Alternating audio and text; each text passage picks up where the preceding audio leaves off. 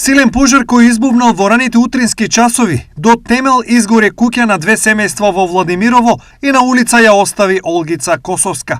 Од куќата во пламен, Олгица можела да се спаси само себе си. Јас спиех и се разбудих кабуна, викам дали грми нешто, се врне, викам. И излезе това едно машко беше со сменека, помага ми, и он излезе на скарите, се качи и вика, гори кашата, оле, струјата боботи. Дај да бегаме навонки, не можехме ништо да изнесеме сили.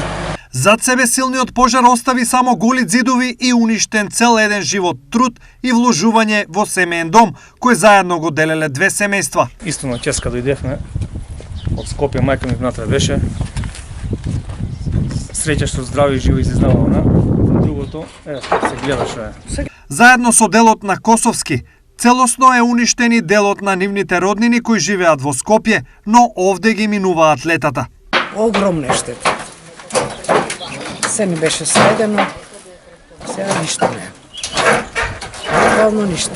Силниот оган, но и ветер, кој синоќа дувал во Малешевијата, бил сериозна закана пожарот да се прошири и на околните куќи. Смирија и се плашат да не дојде на тукот и гледајќи. Пожарната бргу дојде? Дојде. Не, јас се балео кога дошло околу 3-4 не видов, ама после видов како се менуваат пожарни. Останатите куќи се спасени благодарение на брзата интервенција на пожарникарите. Втора смена дојдовме по 7 часот. Од колегите што велат, кога избувнал? У 3:15. Сега е под контрола? Се е под контрола, да, се е во ред.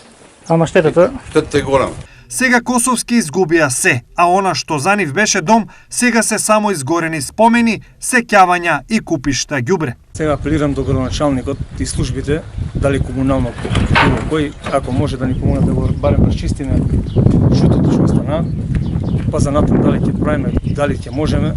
Децата на Олгица живеат во Скопје, таа во Владимирово живее само со приход од едва 6.000 денари социјална помош. Од тука, освен за расчистување, на неа итно е потребна подадена рака за да може повторно да има покрив над глава.